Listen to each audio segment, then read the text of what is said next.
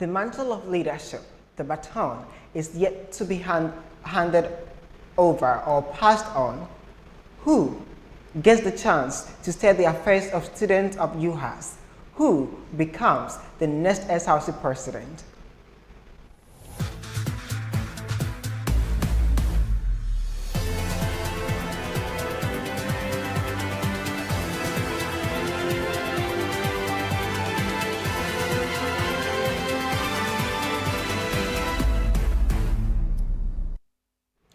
Good evening once again, lovely viewers, and welcome to the continuation of the 2023-2024 local news and SRC general election coverage here on your election center, UHAS Base TV, coming live to you from the main campus, Sokode.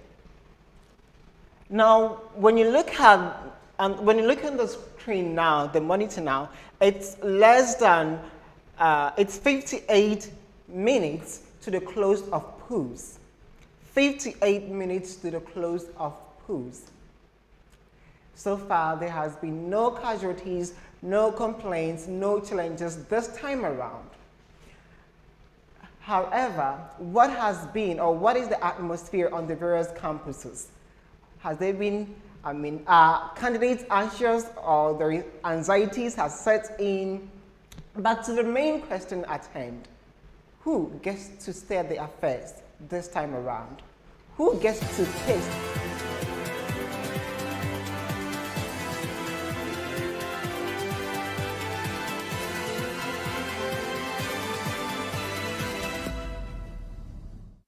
Is there any possibility of we having a runoff? Is there any who will be able to get the 50 plus votes that the Constitution demands before you can actually become the president or win any election over here?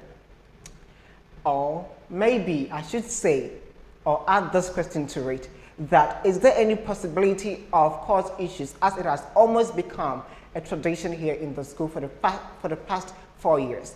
Those are many questions that I'll be joining in here in the studio and via Zoom with some experts when it comes to elections here in the university and other campuses to dissect and analyze these questions and possibly provide some kind of predictions to the outcome of this year's election. But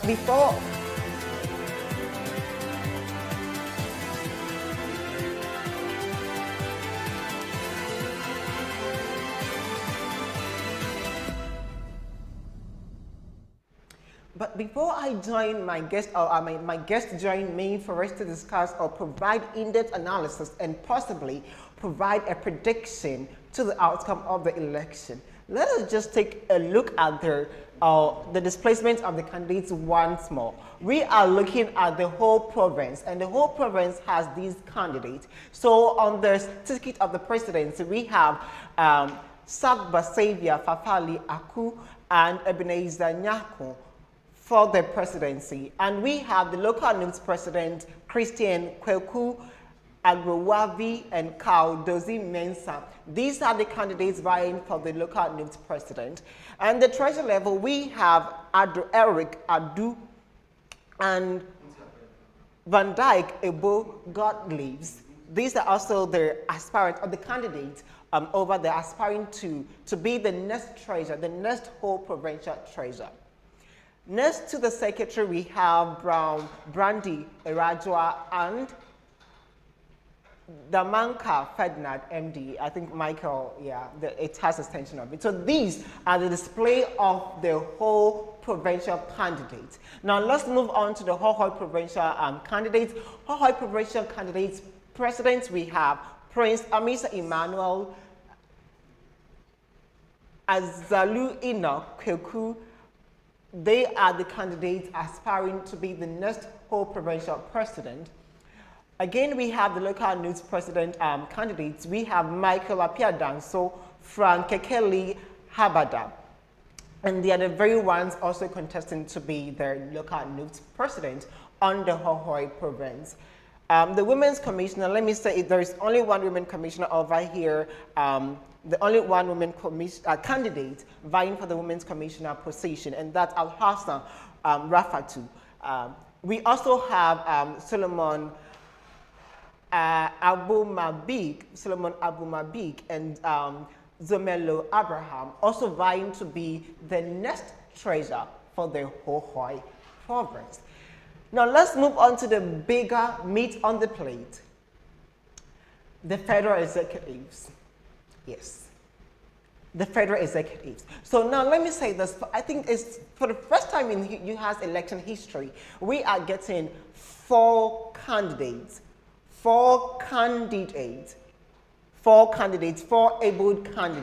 So we're going to talk about these candidates and their potentials, what they hold, what makes them able to become the next president. So let's talk about the first one on the ballot paper is Pius, together with the running mate Ida.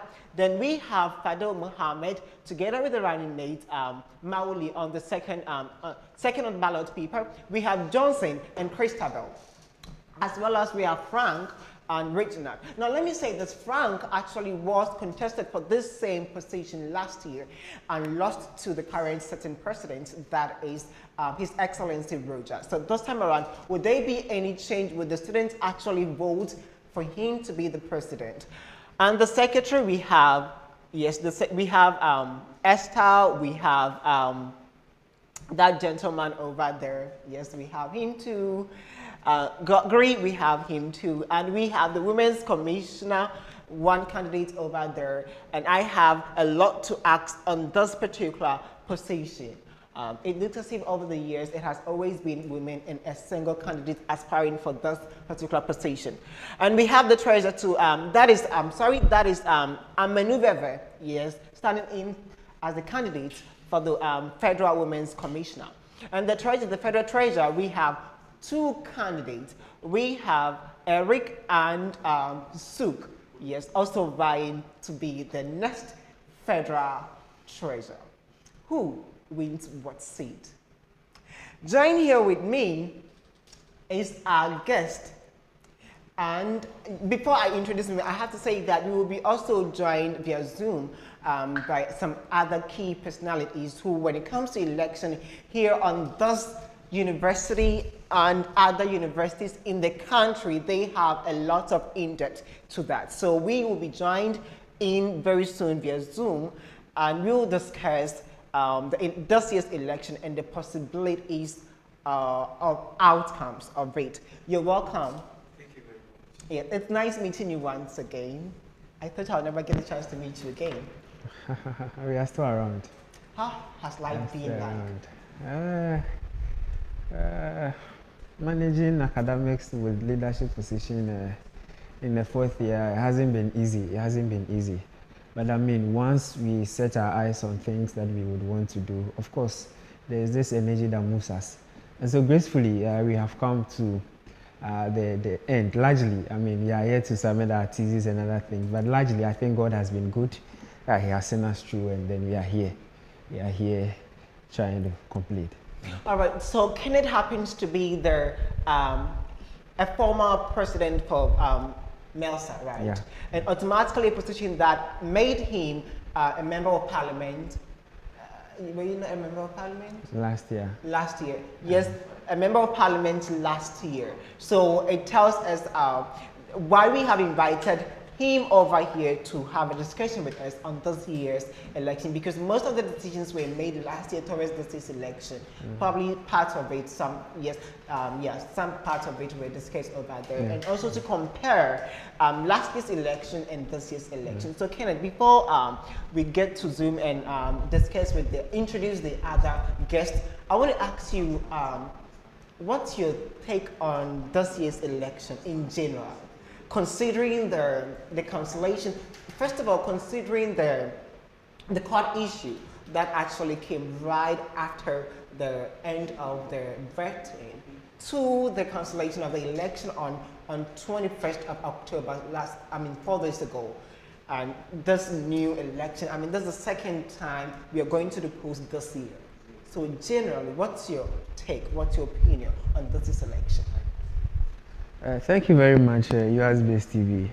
In fact, the people are doing wonderfully very well when it comes to putting out the campus to the students themselves and then outside the school. This year's election, for me, I think that is extensively, you would realize or you would notice that it has taken a lot of time. It has been through a lot of procedures painstakingly, and then a lot of monitoring and evaluation has been done about it. Exactly why they could send some things right from the beginning of the election, that is on 21st, and now say that because of A, B, and C, let's now cancel it, reschedule it to another day, find appropriate time, measures, then we can move ahead. So I think that extensively, it has been taken through a lot of processes. Okay. Caution has been taken so carefully. So that is that for me. Okay. Thank you so much. And on that note, I want to ask. I just want to ask that when you compare this year's election to last year's election, is there any possibility of? Yes, last year we didn't have runoff, but this year, is there any possibility of runoff? Looking at the candidates we are having this year and the candidates we had last year. All right, so I mean, this particular question is a very good one, of course. In terms of competition, on the level of competition, you would understand that one, this year's election is very competitive. 4 strong men, I mean, some backed by women and other things. It tells you that the level of competition is very high. All these people that we are talking about are not people that are amateur to the SRC. If you start from Pius, he has been in the system for some time. He went back and then he went and then he has come back again. If you take Fadel, records of being part of the SRC. If you take Johnson, record of being part of the SRC. If you take Chati, record of being part of the SRC. So on the level of competition, I think that it has become obvious that these 4 people battling for the federal presidency has a lot of things to offer, and there are a lot of reasons why we should think that they should be runoff. Now, if you touch on the campaign, in terms of campaign, well, recently we saw what Pius has done. You have seen Johnson moving around with Twitter and WhatsApp and other things. If you see Fadel, you would see him, I mean, physically all around, trying to be with the students, get the students' interactions and other things. If you look at Frank is saying that the second coming, Frank shall lead again. And so largely, it has become difficult for somebody to sit somewhere and say that this particular person or this particular candidate has a higher upper hand over all the others. And so runoff, for me, I think that if we are looking at the assumptions we are making right now in terms of competition, the exposure to SRC, their level of competency and other things, I think that runoff is inevitable. Runoff is inevitable. Runoff is inevitable. Yes, because when you look at them, the candidates, one, Johnson, former Chief Justice, Fadel, former Ho, NIPS president, and it's like these candidates have played key roles when it comes to the SRC. And so runoff to you is inevitable. Okay, so let's come to the challenges, the irregularities, the lack of transparency, because on 21st, when you look at the EC's roadmap, 21st was election day. We went to the polls, yes. I got my link very late, not really late, but not the time they said, or the time that I got my link today, which is much more better than the previous day. So they sent the link a bit late. Now, people started complaining. I log into and I'm being voted for. They voted on my behalf. I don't get the chance to exercise my franchise. Then I log in and I can vote more than one time. Then to some people, they didn't even receive the voting link at all. This has been happening, such challenges have been happening when it comes to SRC elections. What do you think is the way forward? Should we go back to the manual voting as we set up polling stations on rented points, then we go vote? What is the way forward in your opinion when it comes to election here on this campus to prevent most of these happenings? All right. I would not particularly say there has been lack of transparency in this particular election. What I would say is that there is an evidence and results from precedents. That is last year and then last 2 years. If you look at what happened this particular year on 21st, you'll notice that a lot of people were voted for. A lot of people didn't even know that voting has started. Meanwhile, they were voted for. So that is one. Now the second thing has to also do with how that people did not receive their links and all of that. So I think that this particular electoral commissioner has a lot of precedents to rely on. And so quickly they realize that no, there's a problem. That is why from the onset they would realize that no, this is an infiltration and let us stop it from there. In the past years, we will sit in courts. In the past year, we sit in court. Last year, I was part of the SRC Appeals Board, where myself, Dean, Assistant Registrar, and other things sat on the case that Chati brought to the Appeals Board. Now, this was the problem. They brought evidences of what we are seeing on 21st. That is the evidences they brought. Do you understand me? They brought these evidences last year that people were not giving links, people were not, people didn't vote themselves. The people voted on their behalf and all other things. These are the things that they brought to court. And these were the reasons why they thought that the election was rigged.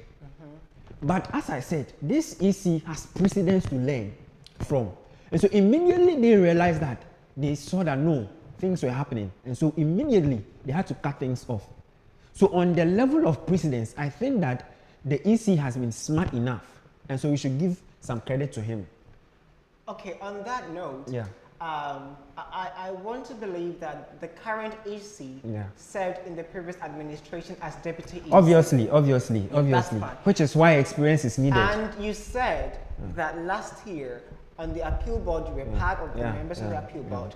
And some, I mean, almost all the issues that we faced in the 21st election, the election that was held on the 21st day of October, that's 4 days ago, that led to its cancellation, making us go to the poll the second time this year, was due to some of the main reasons why last year's election got to where it got to. And the current EC happens to be the deputy first deputy or so. I think so. Yes, in that administration. Yet he sat there and allowed these things to happen again before he cancelling the entire election and making us have the second one this time around. Do you think he did it well, or he should have actually he should have seen this coming and could have prevented it based on, as you said, his experience, previous experience? Great. So comparatively, let's look at something extensively. Comparatively, this is what it means.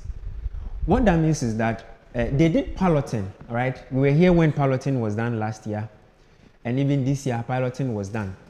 Now, throughout the piloting, you know, both of us know and understand that if somebody has something to do, they will not do it at the piloting stage.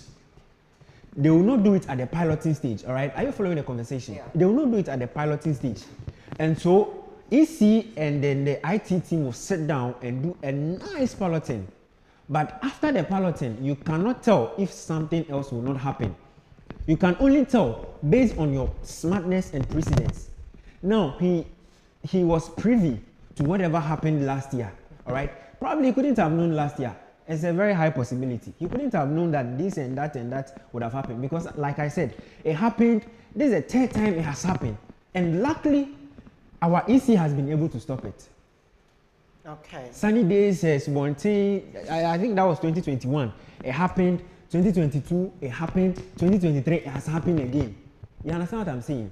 And I'm saying that the EC and the team, entire team, was smart enough to notice, based on precedence, that where our election is going to, where the flow of voting is going. Should it have gotten to that extent? Absolutely. I have already established the fact that piloting, whoever wants to rig the election cannot rig it at the piloting. Because then if you rig it at the piloting, then I mean, you have given clue to the organizers of the election. And so they will now find ways and means to stop you. So they will not do it. That is the first thing you should understand. They did piloting to test their software and everything, which passed through. Now, whoever hacked the system or whoever is causing the rigging will not do it at the piloting stage, of which the EC did. You understand my point? So the first thing is the piloting stage, which they did. Now, going forward, just like has been happening in previous years, it happened again, but this time around, because the EC has been privy to these things over and over and over again, he didn't say that let's continue. Probably is one of those students that have voted and trying to say that they have not voted, and so let's go ahead. But no, they stopped it there because they are privy to some of these things and all of that. All right, Kenneth, I'll get back to you. Yeah. Before that, let me introduce our guest joining us via Zoom. We have Brian Siao, a former University of Ghana's electoral commissioner, joining us via Zoom. And we have our correspondent, Edwin, also joining us from Hong. Gentlemen, you're welcome to the discussion on board here on your election center. Thank you. All right, so before we actually we bring you guys in, I was just asking Kenneth over here about his thoughts on this year's election, comparing that to last year's election, looking at the level of irregularities that actually set in last year's election, and what actually occurred on the 21st October of this year. Concerning this year's election, I would like Brian to give us his take on this.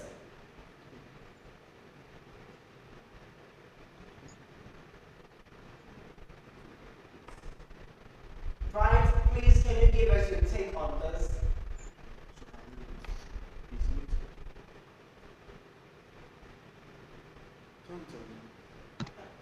Right. All right. Can you please hear me? Please, can you hear me? Yes, I can hear you. Please come again with your question. So I want you to, I don't know if you've been following elections here on University of Allied Sciences campus. Being the former EC for University of Ghana, I'm sure that we have some things in common in our constitution before, right? Yeah, it was adopted. Yes, out of your constitution. So perhaps you might have been following the elections here on this campus. And so that last year there was irregularities in the election that led to a whole lot of court issues. Which similar thing actually happened this year on the 21st of October, that is 4 days ago, which actually led to cancellation of the election. I just want to know if you've been following the elections over here on this campus. What's your take on that? Alright, so I think indeed I've been following.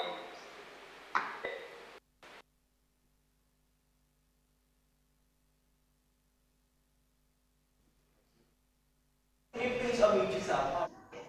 Alright, so indeed I have been following the UHAS election for some time. I think the irregularities that occurred over the past week during the election is something that it's not much of a surprise, because in every election, due to interest, people will go a long way to find ways and means to win. So normally, in as much as the commission would put some measures in place, on election day, a lot happens. So issues of one, somebody voting on a student's behalf, somebody voting twice, among others. These are things that online elections will expose you to. But I believe what matters is that the commission took the necessary steps to ensure that the right thing is done. I saw a press release from the UHAS EC indicating that they will do a piloting for the election, of which that has been done. Indeed, yeah, I'm just coming in. I want to find out if the election has been successful this time around. Is that the case? So we, whose is still ongoing. We will close poll at exactly 5 p.m. Okay, okay. Then But to it has, say, but then election actually, the first, this is the second time we're going to the polls this year. It started on the 21st of October, 4 days ago, and we realized that.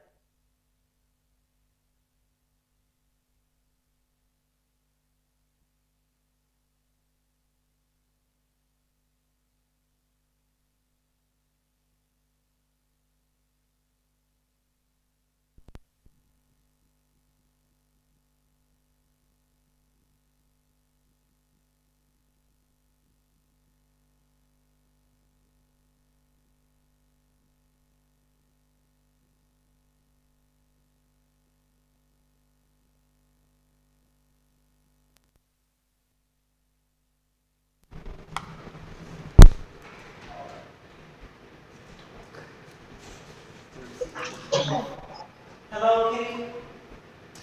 yeah, I can hear you. All right, all The, right. So the line, you asked if this year's election has been successful. that's today's election. Today, there is no declaration so far. We have not received any complaints or any challenges so far. To date, we have not been able to receive any complaints. That's right. Because So hopefully, I followed last week's election, and indeed there were some issues of students seeing that they have already been voted, students being able to vote twice. And like I said, when you want to go in for online elections, these are some of the issues that may pop up if you don't put the necessary security measures in place to guarantee the integrity of the election. So you realize that last week the system was exposed and people took advantage of it.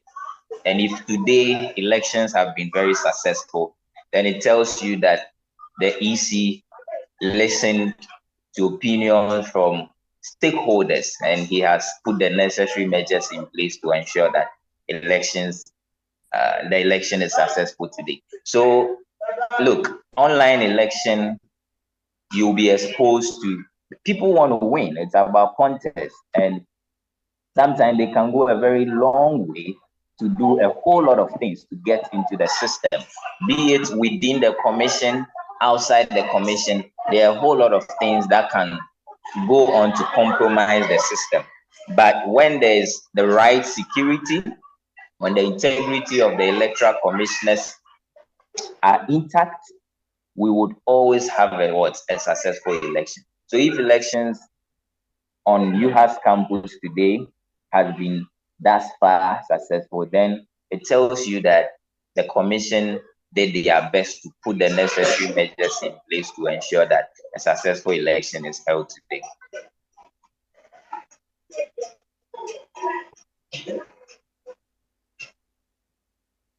Yeah, I can hear you.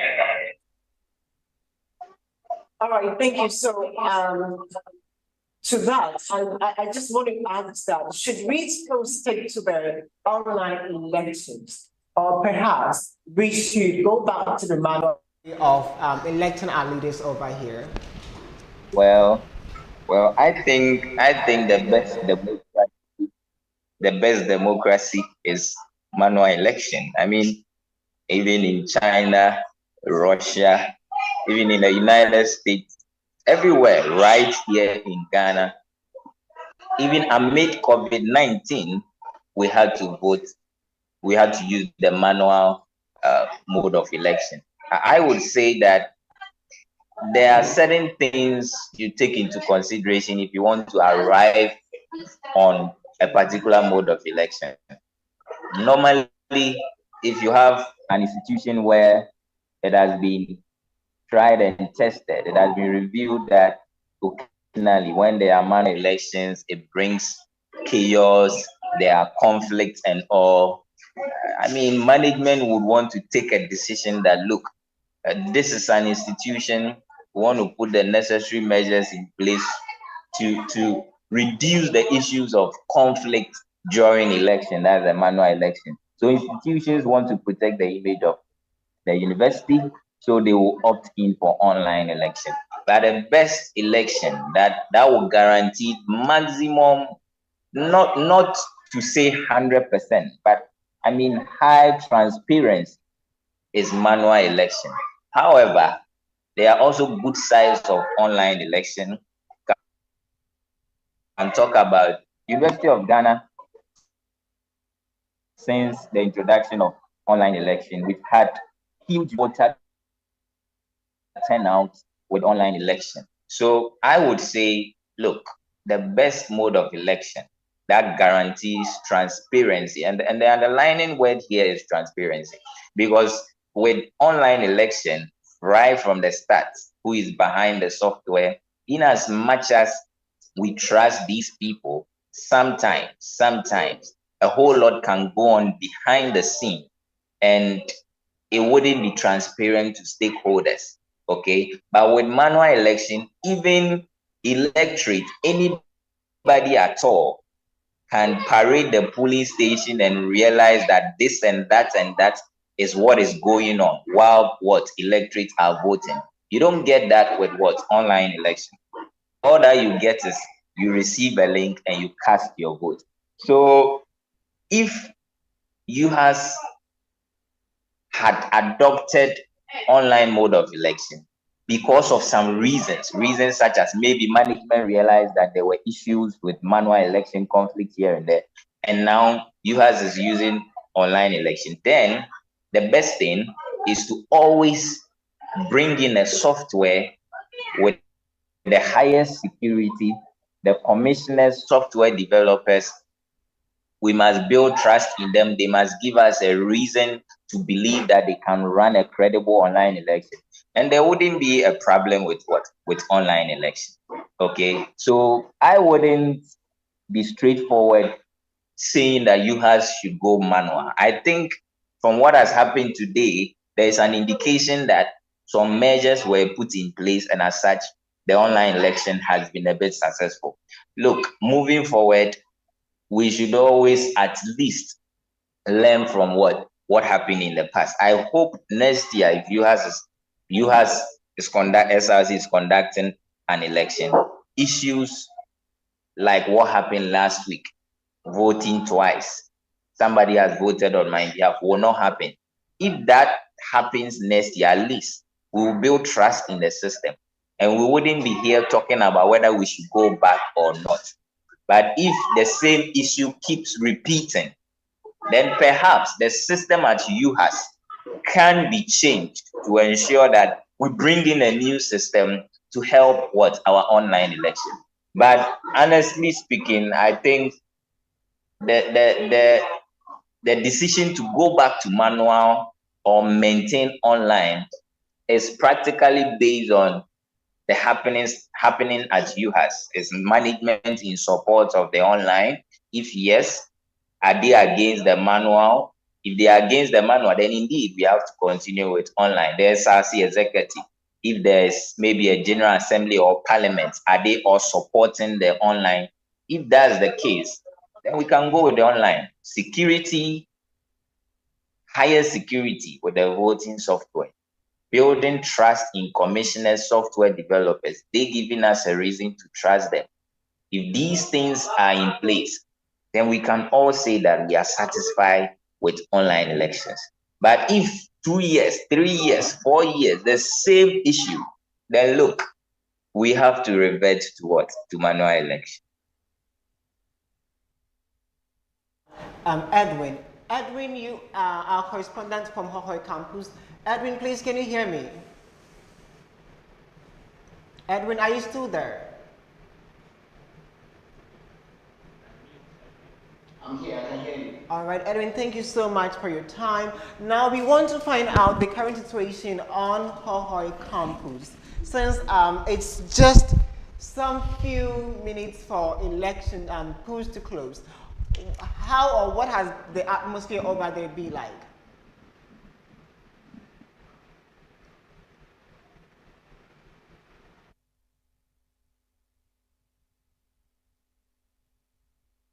Mouse even tells everything. And before I start, I'll just upload the EC for such a wonderful canvas.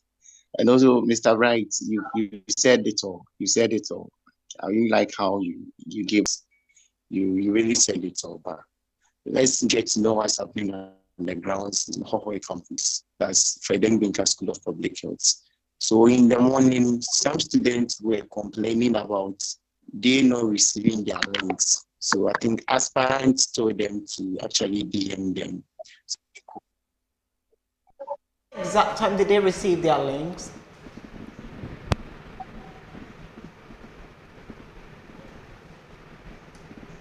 Hello, Edwin. All right, so we are sorry we've lost Edwin. When he comes back, we will throw our questions to him again. Now, let me come to Kenneth. Kenneth, when Bright was talking, he said that for us to get a formidable online elections, it means that we need to get support from management. We need to get a very robust system and all of that. Of which I think that we are having, or even if not, we are close to it. Now, here comes. Hello. All right, Edwin, I just want to find out at what exact time did these people receive their links to vote?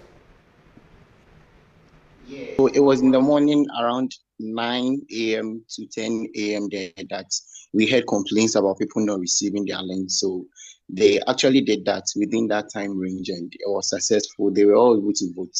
So as I want to, we heard from the AC and other aspirants that the turnout is very low. So people should keep voting.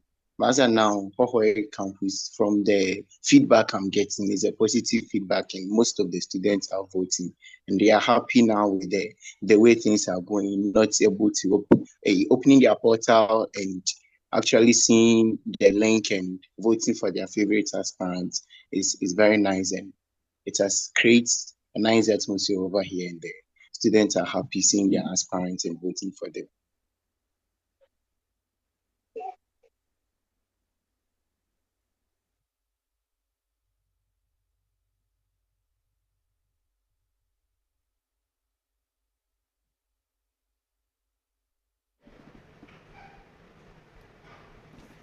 Hello, can you hear me? Yes, please, I can hear. All right, so with regards to Bright's submission, he mentioned that for us to get a free and fair online elections, it means that we have to get a very robust system and also get the support from administration, and he mentioned a whole lot.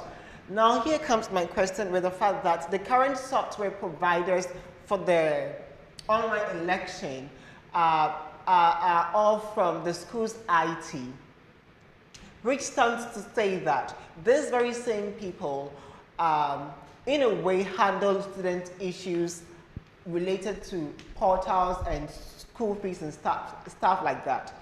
So is there not a possibility that these providers can actually establish a rapport with some of these service providers, with some of these students, and will be aspiring for positions whereby they can actually be compelled to help them in a way to make them win?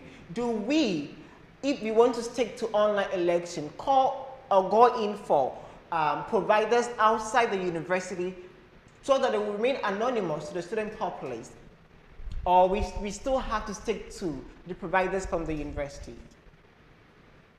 Okay, thank you for the question. So I will start from the first question that you asked for the IT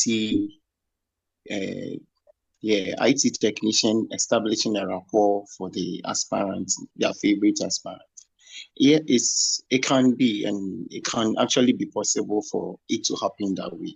But well, as you said, is a collaborative work. The EC, the administration, and other stakeholders are involved in this election process. And it's an online election process. As stated earlier from Mr. Bright, that anything can happen. It's an online, so people can actually manipulate and get in results that are even not reflecting to make it look as if the things are going on and they are being voted. And also, they can actually get it to a point whereby their IT technicians also can asset and their favorite aspirants. They'll give out things, give them codes. It can happen, but we don't actually want to talk about that one. And also with the second question, we should, from my opinion, maintain them, because with how they were able to go back, do their work, and come so hard this time for us to vote online is very nice. And I like what Mr. Bright said. If next year we don't see anything like what we've seen now, meaning we are actually learning from our mistakes. But if it happens the next year that these things repeat itself, then we have to put a stop, pause, go back, make some evaluations, make some checks, and then we know that, okay, now we have to go the manual way, because you can't keep the students in suspense and painting the AC black when it comes to this online voting.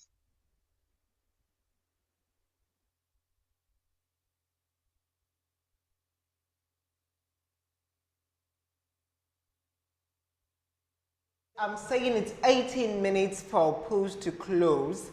And so I want to ask, Kenneth, at this time, even before, per the Constitution, what does the Constitution say with regards to campaigns when election is ongoing? Because I'm asking this because I've been seeing or receiving, and I think it's not only me, people are still doing online campaigns during this period. Yeah, so is that against the Constitution? Is that right? Yeah, I mean, beyond all odds, I mean, there's a major concern. There's a major election concern. I think that because of what, for me, I think that following keenly SRC elections and other things, the regard for the Electoral Commission has reduced, and that is why something that is obvious not to do is being done. And so totally that is wrong, and nobody subscribes to that. It is wrong. I mean, campaign should end 2 days, 3 days to election, and that has been stated in the roadmap that has been given by the EC. But it's rather unfortunate. I was going through, I have had several discussions with my people, and this is what you notice. All the aspirants are doing the same thing. If it is not themselves, their supporters are doing it.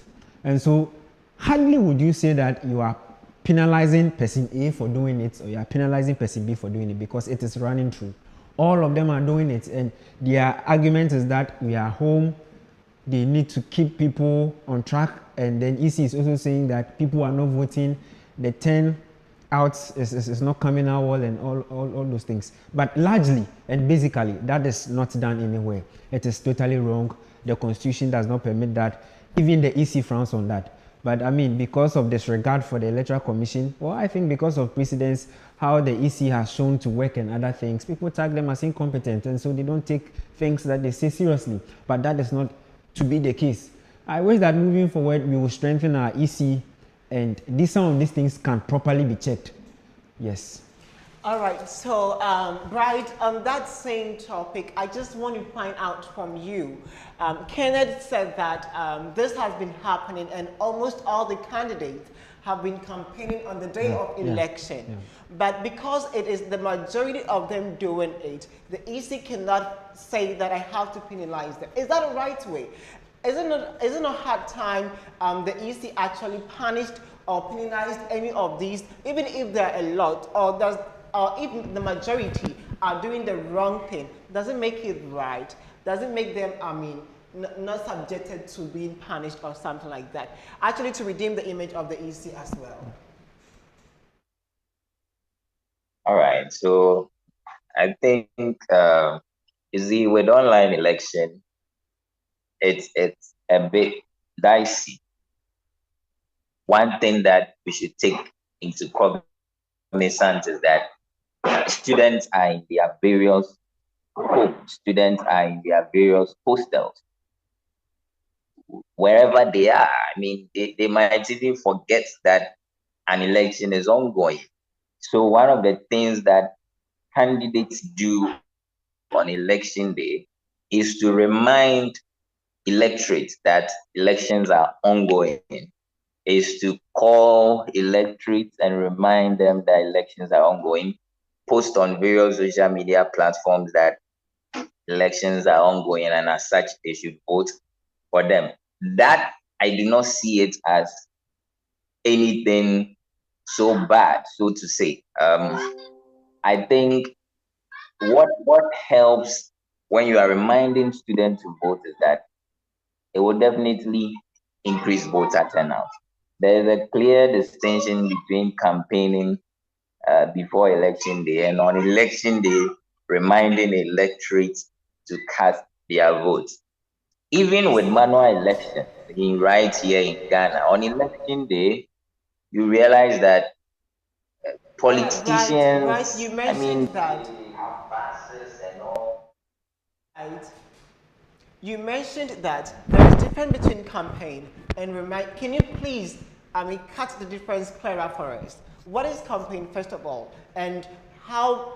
What makes it different from you reminding your voters on the day of election or prior to election? All right. So if on election day you are reminding electorates, these are some of the things you do. So you would realize that a particular candidate will have his or her team and they will be doing phone calls. They will be calling electorates to vote. They will be testing them via WhatsApp for them to vote. In fact, a whole lot comes to bear in terms of what reminding electorate to vote on election day. Sometimes there are social media platforms. They will have a piece of message. They will post it on the platform that elections are ongoing. Vote for candidate A. Vote for candidate B. That is sending a reminder to electorate that they should vote because elections are ongoing. But campaigning is, for example, you students are on campus and you are doing manual election.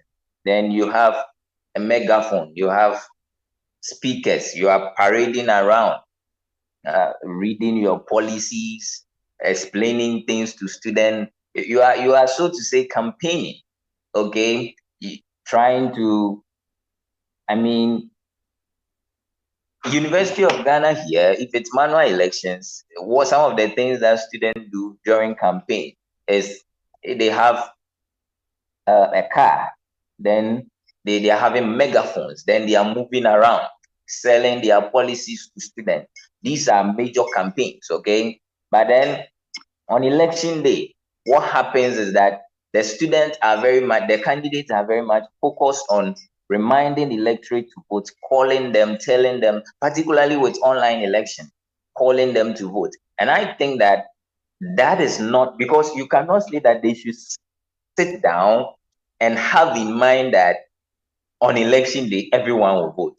Look, the voter turnout will be very low. Sometimes you have to call a student and they will pick. You have to convince them, oh, please, elections are ongoing. I'm reminding you to vote. That I think is okay. But if on election day, you realize that now students are at home at UHAS, so that wouldn't happen. With manual election and on election day, you realize that a particular candidate is having a car, having a lot of followers following him, standing maybe in front of a hall using a megaphone. That one you are campaigning, okay? So I think that there should be some compromise. We should give the candidate benefit of the doubt with regards to election day. They need to remind the electorate, particularly with online election. As I was saying, even with manual on election day, politicians arrange buses. They bus their electorate from their homes to come and vote. Even on grounds, they go to people trying to draw them closer to polling station to vote and all. And that is not campaigning. I think we should define it clearly. If the Constitution, so all these things boils down to constitutional instrument. if the EC specifies it clear, I know that it is clear in the constitution that do not campaign on election day. But if the EC is having a constitutional instrument and it is specified clear that on election day, do not call people to remind them to vote, and a candidate is doing it, then we'll say the candidate is in breach of the constitution. But if the constitution is a bit open that do not campaign on election day, and candidates are finding means to call their electorate for them to vote for them, we cannot really fault them, so to say. But I think a campaign where vigorously using cars, using posters, you see, campaigning, you can be pasting posters, banners at places, sharing stickers to students or to electorate. These are campaigns, serious campaigns. And I think it doesn't happen on election day. And so I would say we can pardon or give them a benefit of the doubt, put them in a position that, look, what they are doing is to remind electorate to cast their vote on election day. And as such, we can acknowledge that and spare them, so to say. But if they are going beyond reminding the electorate and targeting other aspirants, maybe writing a whole lot about them, tarnishing the image of a particular candidate on election day, writing a whole lot of stories about a particular candidate on election day. These are campaign strategies. So if these things are happening on election day, then you would say that the candidates are campaigning on election, because campaign is very broad. So in a nutshell, I would say that if they are reminding electorate to vote, then we can acknowledge that. If they are doing things such as campaigning, writing articles against a particular candidate, using megaphones and all, these things, the EC can be strict on it and prevent them. Thank you. Thank you so much. What about the candidates sending flyers or circulating flyers around? Do we also call that campaigning? Well, I think sending flyers, look, sometimes a bit dicey. I'm here at the University of Ghana, and candidates send flyers right from the start.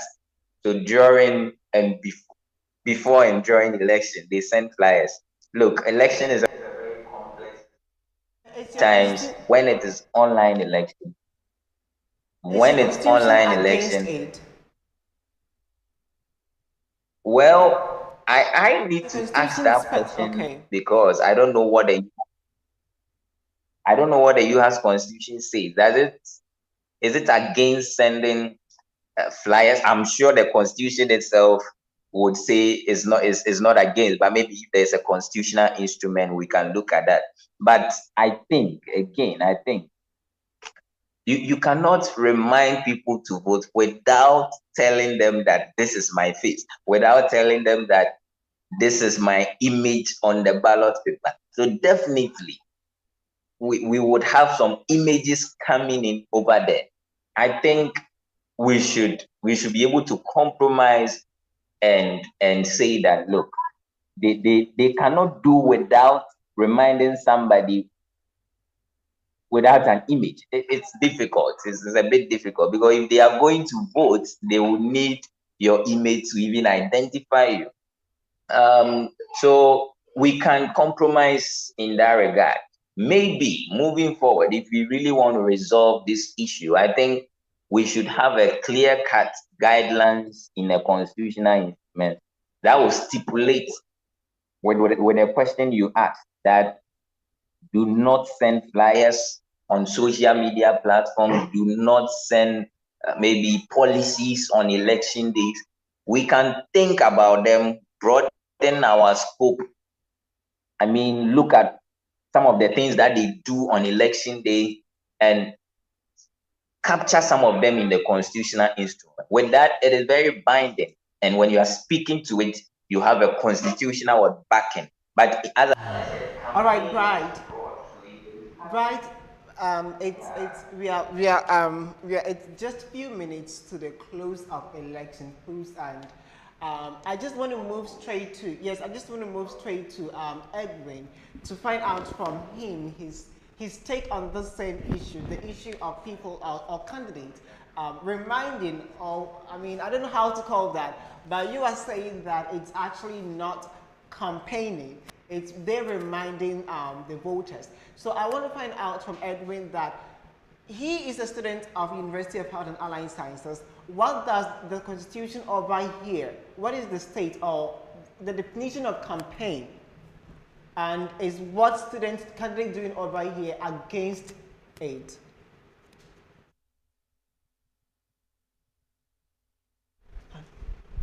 Edwin, please unmute yourself. Sorry for that. Thank you. I think I have the CI over here. I want you to give me some time, get it and read it out.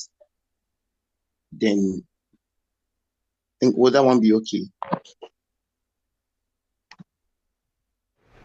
I have the CI over here. I'm waiting for it from my laptop.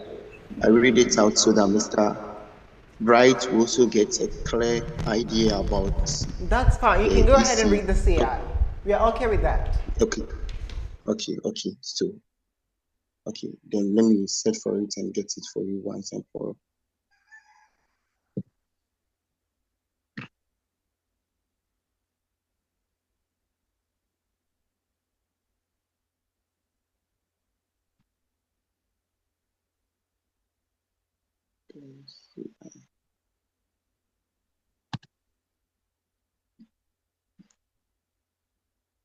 Okay, so as we wait for Edwin to read out the CI to us and what the CI says about campaign, I just want to move straight to Kenneth.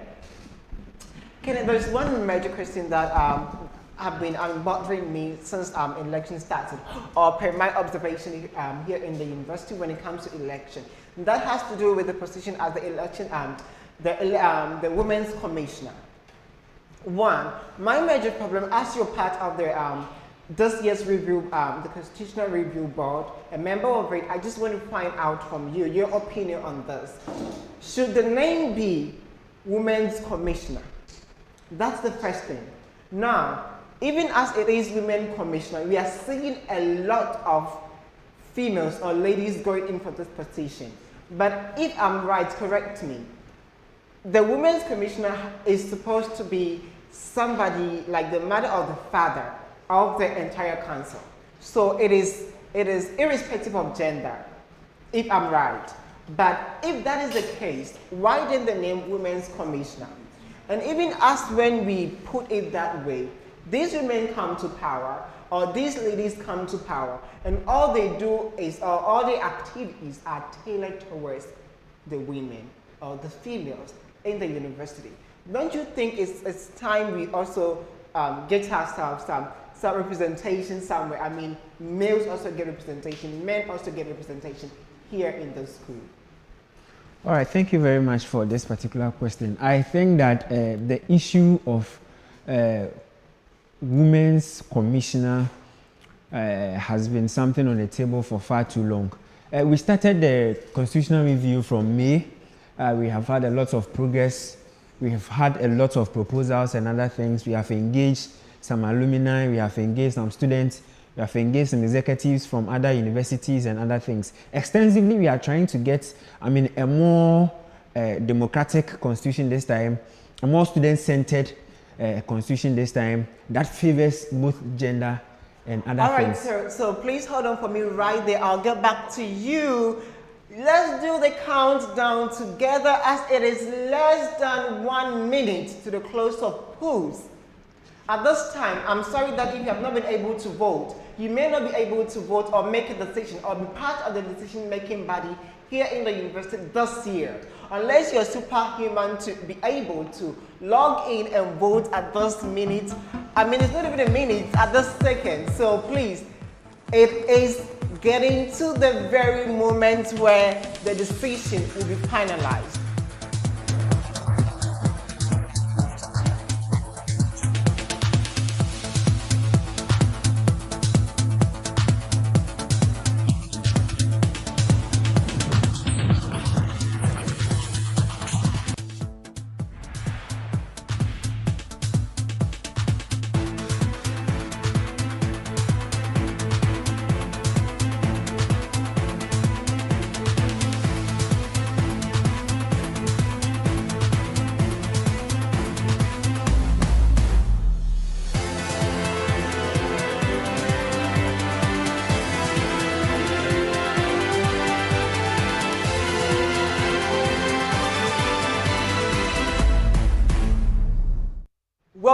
whoa. So the decision has been made.